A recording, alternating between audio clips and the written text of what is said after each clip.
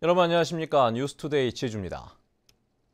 성당에서 기도하던 여성을 살해한 중국인 관광객의 얼굴이 공개가 됐습니다. 또 현장 검증을 진행했는데 태연하게 범행을 재현했습니다.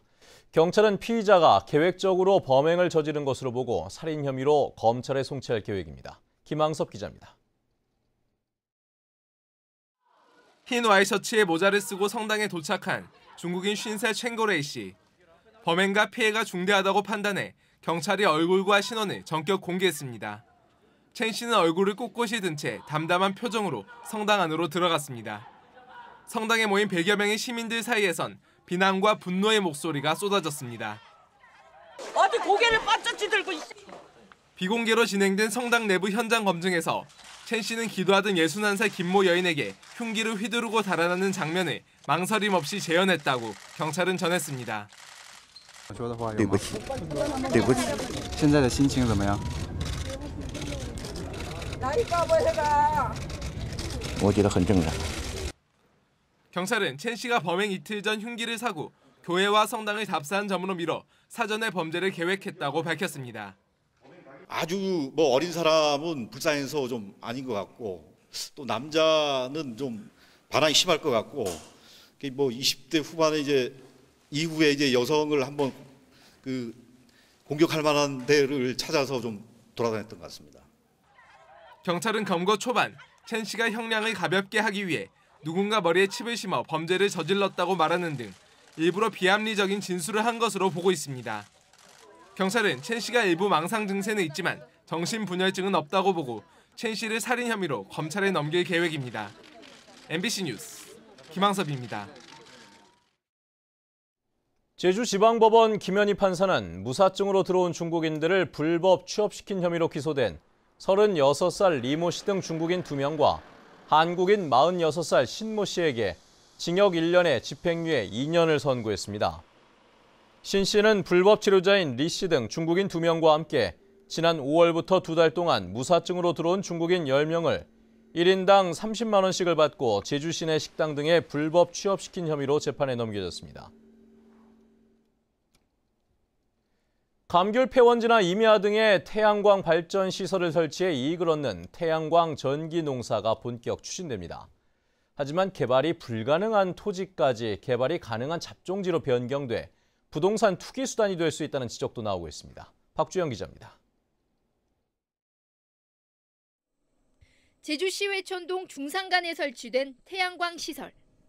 감귤밭이었던 이곳을 2년 전 마을에서 구입해 태양광 발전 사업을 시작한 겁니다. 1년에 생산되는 전기는 60여만 킬로와트, 8천만 원 정도의 수익을 내고 있습니다. 요즘은 또 인력을 구하기가 좀 어려운 부분이 많은데 이거는 한번 설치해 놓으면 그냥 자기가 개인적으로만 혼자만도 어느 정도까지는 커버가 되니까 훨씬 수월하겠죠. 이런 수익도 어느 정도 보장이 되고요. 이처럼 감귤 폐원지에서 태양광 발전을 하는 이른바 전기농사 사업이 본격 추진됩니다. 제주도는 전기농사 사업자로 대우건설 컨소시엄을 선정하고 참여 농가에는 20년 동안 일정 수익을 보장하기로 했습니다. 약 15,000제곱미터의 1메가와트 규모의 발전 설비를 갖출 경우 연평균 수익은 5,100만 원. 농사를 지을 때보다 갑절 많습니다. 제주도민들에게 드리는 일종의 태양광 연금이며 안정적인 미래를 꿈꿀 수 있는 사회 보장체계 일환으로도 기능을 해줄 수 있을 것입니다. 하지만 개발이 불가능한 농지와 임야인 경우에도 개발이 가능한 잡종지로 용도가 변경돼 부동산 투기 수단으로 전락할 우려가 높습니다. 전이든 임야든 이게 다 잡종지로 용도 변경이 됩니다. 근데 이 용도 변경이 되게 되면 그 토지에 대한 집가 상승이나 여러 가지 요인은 발생할 수 있는 것이기 때문에 또한 태양광 발전 시설에 생산된 전기의 판매 가격이 떨어질 경우 자칫 수익을 보장하지 못할 수 있다는 지적도 제기되고 있습니다. MBC 뉴스 박주연입니다.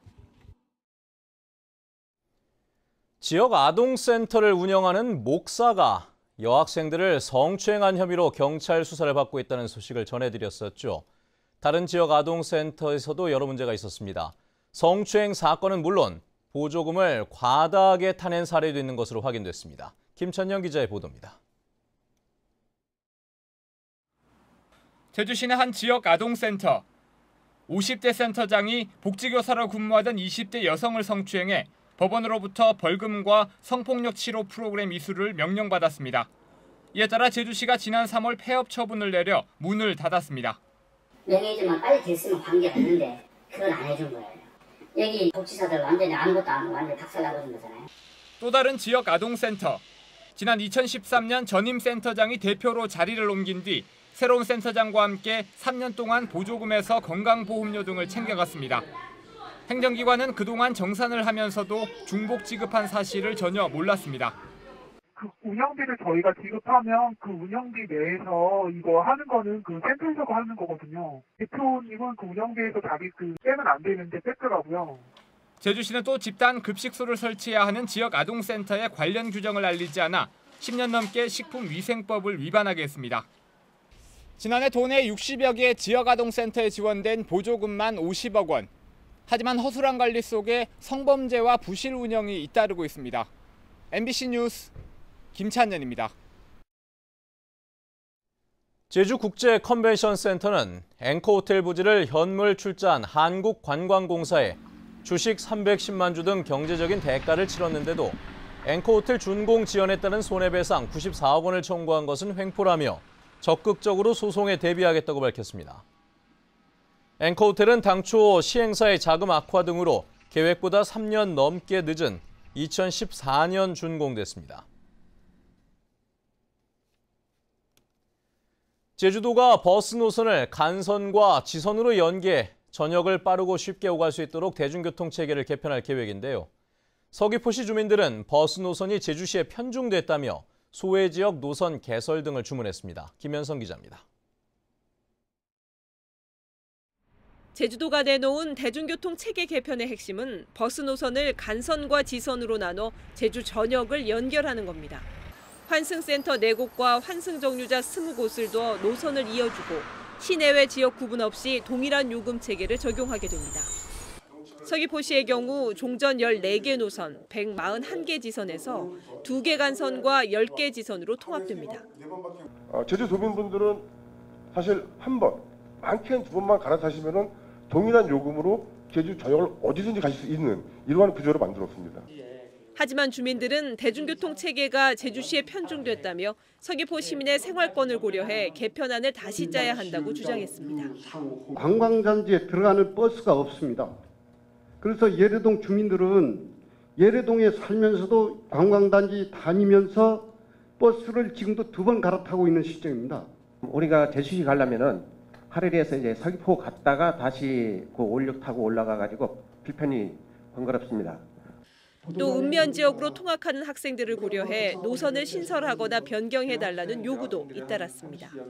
장거리를 이제 이동해야 되는데 오면서 또 중간에 한번 환승을 해야 됩니다. 서귀포 신시가지로 가서 환승해야 되는 그런 문제점이 좀 있어가지고. 제주도는 오늘 제주시 주민을 대상으로 공청회를 한 차례 더 개최한 뒤 다음 달 대중교통 체계 개편안을 확정해 내년 8월 전면 시행한다는 계획입니다. MBC 뉴스 김현선입니다.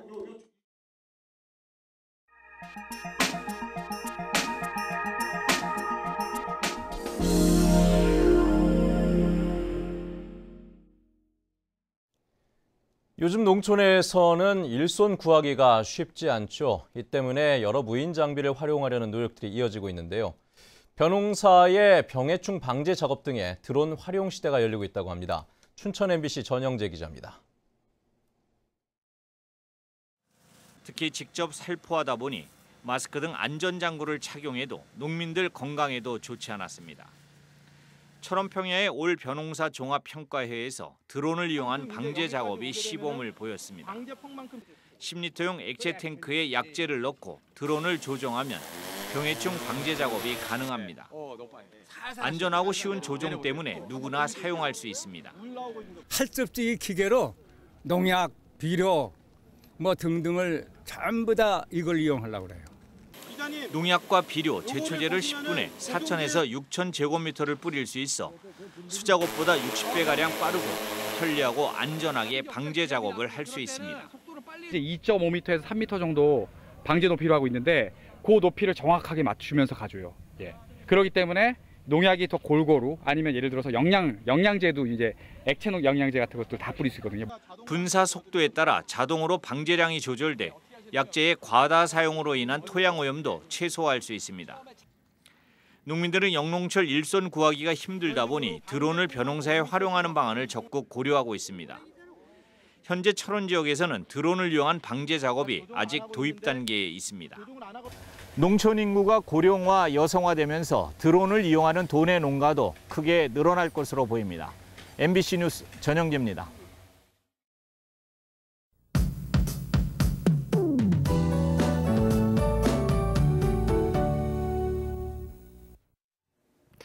네, 주말을 앞둔 금요일 아침입니다. 오늘 출근길 맑고 청명한 가을 하늘을 드러내고 있는데요. 기온은 대부분 적이 20도를 밑돌면서 어제보다 더 선선합니다. 하지만 낮부턴 기온이 오르면서 일교차가 크게 벌어지겠으니까요. 나오실 때는 큰 일교차에 대비한 옷차림 하셔야겠습니다. 주말인 내일은 쾌청한 날씨를 보이면서 나들이 하기 좋겠고요. 낮 기온은 25도에서 27도로 활동량이 많다면 조금 덥겠습니다. 다음은 자세한 지역별 날씨입니다. 네, 오늘 아침 북부 지역의 기온 17도 내외 나타내고 있고요. 낮 기온은 24도 내외로 어제와 비슷하겠습니다. 서부 지역은 아침과 낮의 기온차가 10도 가까이 크게 벌어지면서 큰 일교차에 잘 대비하셔야겠고요. 남부 지역은 아침 저녁으로는 선선하겠지만 한낮에는 여전히 조금 더운 날씨가 예상됩니다. 네, 현재 동부 지역의 기온 17도까지 내려가 있는데요. 낮 기온은 24도로 평년과 비슷하겠습니다. 이 시각 현재 산간 지역의 기온 9도에서 12도로 서늘한 모습이고요. 삼적도 맑고 일교차가 큰 전형적인 가을 날씨를 보이겠습니다. 네, 물결은 제주 앞바다를 중심으로 약간 높게 일겠고요. 현재 인천공항에는 옅은 안개가 낀 가운데 그 밖의 공항 쾌청한 날씨를 보이고 있습니다.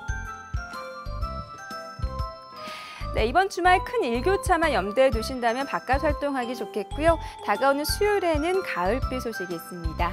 날씨였습니다. 어젯밤 9시쯤 제주시 조천읍 신촌리 신촌 사거리 인근 도로에서 길을 건너던 70살 송모 할머니가 승용차에 치여 병원으로 옮겨졌지만 숨졌습니다. 경찰은 어두워서 송 씨를 미처 발견하지 못했다는 운전자의 말을 바탕으로 정확한 사고 원인을 조사하고 있습니다. 삼다수 판매 계약을 놓고 벌어졌던 농심과 제주도개발공사 간의 소송전이 5년 만에 끝났습니다. 농심은 최근 파기환송심 첫 변론을 앞두고 광주고등법원 제주부에 조례 무효 확인 소송 취하서를 제출했습니다. 이에 따라 지난 2011년 개발공사가 판매권 선정 조례를 일반 경쟁 입찰로 바꾸면서 기존 판매권자였던 농심이 제기한 4건의 소송이 모두 마무리됐습니다. 앞으로 지역상권 이용 실적에 따라 크루즈 선석이 배정됩니다.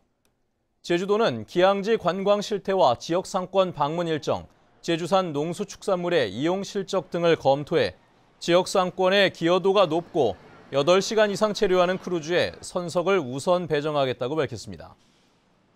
올해 제주를 찾은 크루즈 관광객은 87만 1000여 명으로 지난해보다 갑절 이상 증가했습니다. 제주대학교는 2017학년도 신입생 수시 모집 원서 접수를 마감한 결과 1188명 모집에 4063명이 지원해 평균 3.42대 1의 경쟁률을 기록했다고 밝혔습니다. 모집 단위별로는 수의학과가 37대 1로 가장 높았고 의학전문대학원 통합과정 지역 인재 육성 특별 전형에는 6명 모집에 27명이 지원했습니다. 제주환경운동연합과 제주참여환경연대 등은 성명서를 통해 오라 관광단지가 환경영향평가를 통과한 것은 청정과 공존이라는 도정 철학이 붕괴되고 난개발 시대로의 회귀를 알리는 신호탄이라고 비판했습니다. 이에 따라 제주 중산가는 환경 파괴라는 재앙에 맞닥뜨릴 위기에 놓였다며 동의 권한을 가진 도의회에서 이를 막아야 한다고 주장했습니다. 제37회 김만덕상 수상자로 봉사 부분의 전혜성 씨와 경제인 부분의 전정숙 씨가 선정됐습니다. 전혜성 씨는 제주 학생들의 유학비를 지원하고 재외 한인들을 위한 봉사를 해왔으며 전정숙 씨는 어렵게 모은 재산 15억 원을 장학기금으로 기증한 공로를 인정받았습니다. 시상식은 다음 달 5일 제37회 만덕제에서 열립니다.